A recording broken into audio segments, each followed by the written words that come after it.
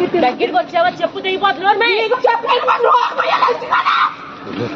అట్లా ఏంటి ఎవరికి ఎక్కువ చూస్తాను తెచ్చుకో నువ్వు నా ఫోన్ తిప్పే నా ఫోన్ తీస్తాను నువ్వు ఎవరివే కాదు చెప్పి కలిపో ఇస్తావా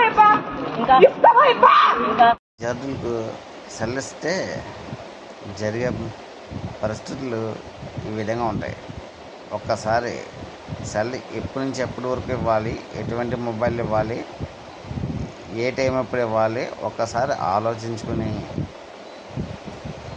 పిల్లల మీద కేరింగ్ తీసుకోండి. ఎందుకంటే రాబోయే కాలానికి కాబోయే మహారాజులు ఒక ఉన్నతమైన స్థానాలను సంపాదించుకోవాలి అనుకుంటే మన పిల్లలు ఖచ్చితంగా